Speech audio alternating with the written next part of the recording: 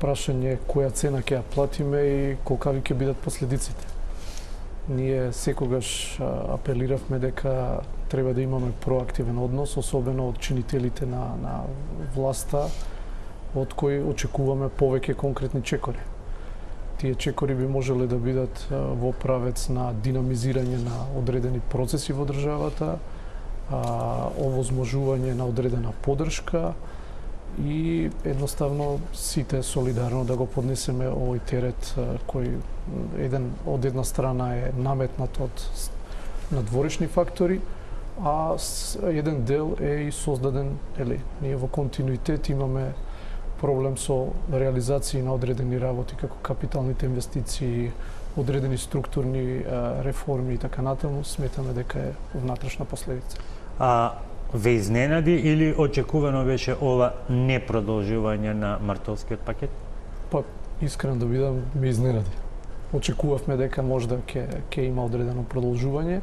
Свесни сме дека тоа не може да биде во толкави големи размери како што беше во првиот момент.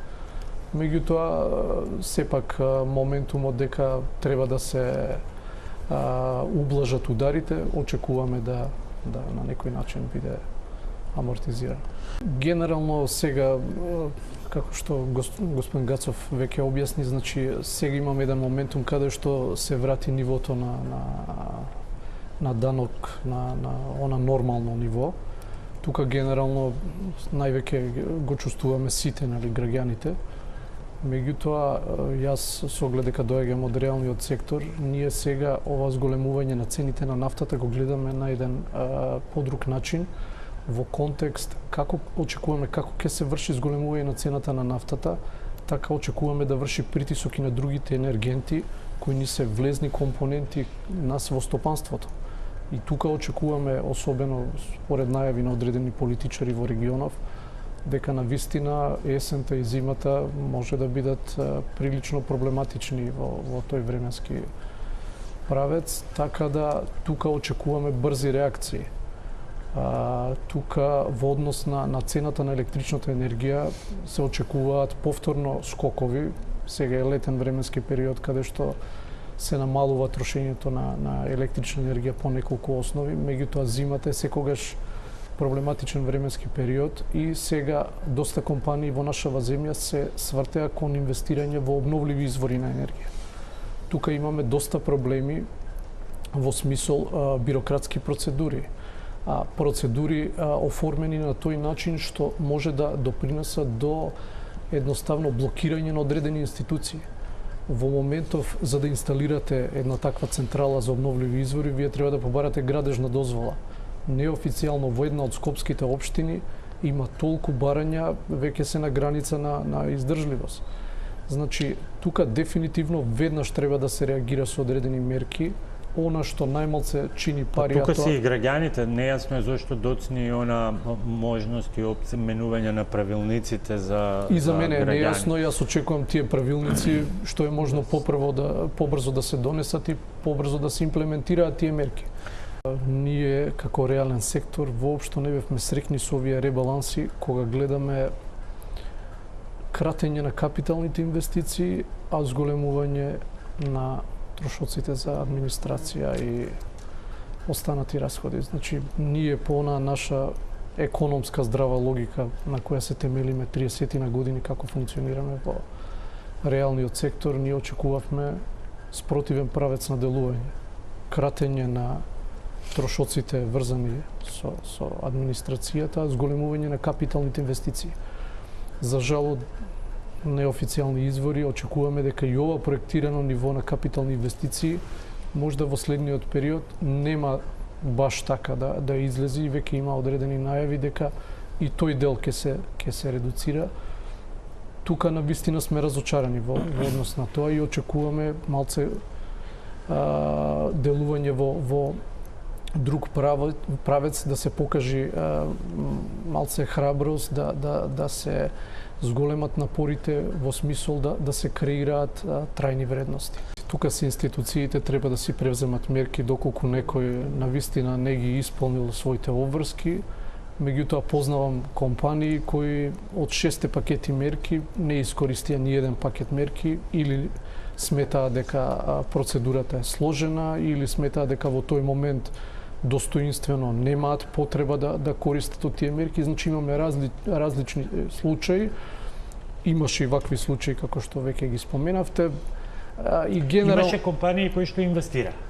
Сега, кој е балансот? Која е рамката да се најде таргет? Знаете како е, најпаметна економска одлука е за време на криза да инвестирате. Тоа и ние го бараме во моментов од државата. Значи, кога имате кризни моменти, се намалува обемот на работа. Морате да направите одредено реструктурирање, морате да нешто промените во дотогашниот начин на функционирање и така натаму. И затоа е секогаш многу позитивна излезна варијанта од секоја кризна ситуација да нешто се стори во тој момент. Меѓутоа би сакал да се навратам во однос на она Благица што го кажа, што е една од главните теми на вечерашниот разговор, во однос на цените. Се согласувам со Благица дека пикот на цените е веќе достигнат. Ако дефиниравме 3 компоненти на производи кои беа проблематични, тоа беа металите, го доживеа својот пик, понатаму во овој момент не гледаме раст. Во однос на храната, житото и така натаму се очекува каква ќе биде следната жетва. Тука цените горе-доле се стабилизира, еве приметуваме во однос на оние производи, освен во делот на оние производи каде што беше снижен данокот на додадена вредност и каде што беа ограничени маржите на многу минимално ниво. Артикли кои што ги добивме со помош од соседите, кои што сега почнаа еден по еден да ставаат забрана, освен ако не се случи некое ново чудо и нов договор на следниот состанок на Отворен Балкан, па тоа да биде представено. Имаме барање за некои македонски житни производи, дали треба да се стави барање да не се случи некој нашето жито да го купи домашно. Значи, знаете, во ситуација на криза, кога има недостаток на производи, тоа често се случува на пазарите да не знаете кој производ ќе фали и каде ќе фали. Меѓутоа, како лего коцки, секогаш имате одредена коцка што ви фали и се префрла таа коцка од една држава. Сегашните понуди кои ги добиваат компаниите за електрична енергија, затоа што и да имале под услов да биле во онаа среќна група на компании каде што не му е раскинат договорот, полека завршуваат, јуни-јули ќе завршат последните можда договори со она ниска цена на ниска. Тогаш можда многу ваши колеги денеска ми пратија некои нови понуди, некоректно е да се интерпретираат. Будипештанска берза плюс 16% маржа. Еве ги новите честитки. Колку се тие честитки од 1 јули под наводници во пари? Будипештанската берза плюс 16% и вамо имате доколку имате обновливи извори па појавите вишок во одреден временски период, добивате будимпештанска цена минус 11-12%. И сега се наметнува главното прашање. Годишно оваа држава троши само на енергенти милиарда и нешто евра.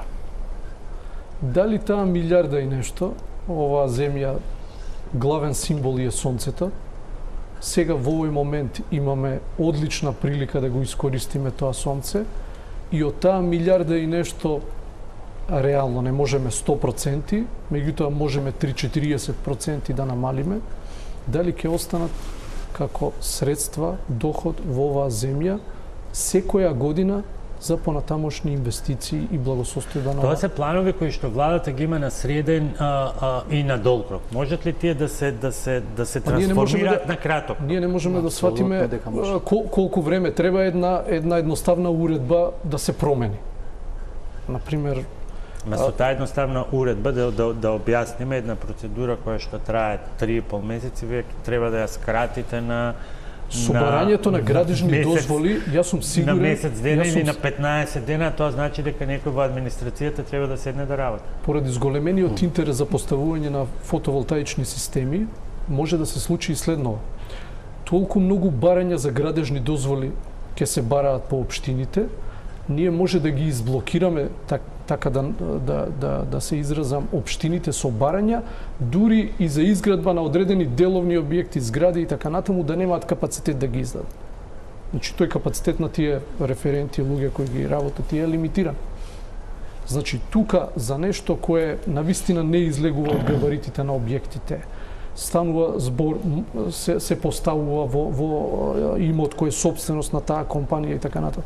Навистина нема смисла да се бараат толку сложени процедури. И сето тоа може да се поедностави на многу елегантен начин. Административната помош во конкретниот случај е далеку по ценета и далеку по делотворна за разлика од овие други помошти кои ги спомнавте. Точно е, има сега свежа е таа кредитна линија за зелена енергија од Развојната банка и така натаму, меѓутоа генерално административните процедури и комерцијалните банки се прилично фокусирани сега на инвестирање во зелена енергија. Затоа што грото од нивните Да, но првенство им даваат на собствените пакети пред пакетите кои што доаѓаат од Европската инвестициона банка или се согласувам, постои тука одредена разлика во профит. Се согласувам дека тука постои разлика во каматите. Ова што го зборува владата меѓутоа само еден месец да ви закаснат процедурите, мислам дека ќе исплатите 30% камата во однос на средствата кои ќе ги инвестирате, затоа што на вистина се жестоки овие цени според берзанските услови за енергетика, а како што имаме најави од некои експерти, неизвестно е каква ќе биде зимата и во кој правец ќе оди, како Европската Унија ќе навлегува со овие пакети санкции и каков ќе биде одговорот на берзите и енергетските компании, тоа никој не може да го предвиди. Па ние генерално баравме, тоа е наше старо барање, дигитализацијата. За дигитализацијата имавме одредени ветувања дека ќе почне од јуни. Денес, како не се лажеме, 1 јуни. На која дигитализација? На администрацијата, онаа што се прави во секоја институција и потоа е проблем интероперабилноста, бидејќи секоја институција мора да распише посебен тендер со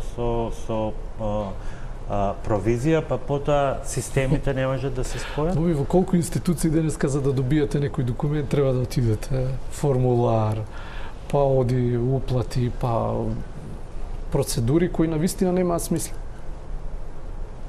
Второ, поврзување на самите институции. Секаде во која институција да се појавиме ни бараат изводи од матични книги и така натаму. Една држава, поврзете се, влечете ги. Потврди за неосудуваност, потврди за ликвидност. Нека направат еден интегриран систем и тоа во еден момент нека ги повлекуваат сите тие информации. Денеска во 21. век толку хартија, толку процедури, толку време за губење на одредени навистина непотребни административни. Што од аспект на дополнително како поттик, кредити, поддршка, мислам дека кредитите таргетирани субвенции, не субвенции во смисла на популистички мерки без оглед во кој сектор се однесува или социјално. Таргетирано е сега, тоа веќе и на онаа седница имаше одреден круг на стопански комори, економски експерти, владата што е одржана негде во март месец кога беше главниот пик и на гасната криза и почетокот на целата оваа криза, имаше, така да речам, два генерални заклучоци за Македонија. Зголемување на производството на храна и зголемување на производството на енергенти. Македонија тоа може да го овозможи во моментот. Оние производи кои нашево подневје ги поддржува. И мислам дека тука треба да се фокусираме, ама организирано, ама да дадат резултати сите овие работи. Да не бидат декларативни. Имаме многу често многу изјави, често сме убедени дека нештото стартувало, а уствари тоа ќе биде можда за 2 или 3 месеца или можда до крајот на годината. Генерално слабо стоиме со стратегиите, не работиме на долг рок и резултатите еве ги гледаме, очигледни се. Очекуваме поорганизиран настап. Очекуваме на некој начин да постои стратегија каде што јасно и транспарентно ќе се предочат целите. не можеме во исто време да имаме претерани трошења на некои работи кои во ваква ситуација не се баш дозволиви. 20 милиони евра, А од денес ДКСК само на друга страна на оние договори. вредни работи каде што треба навистина да се вложи, таму да кратиме и знаете, работиме обратно од природните законитости или од законитостите на економијата кои не сватиме.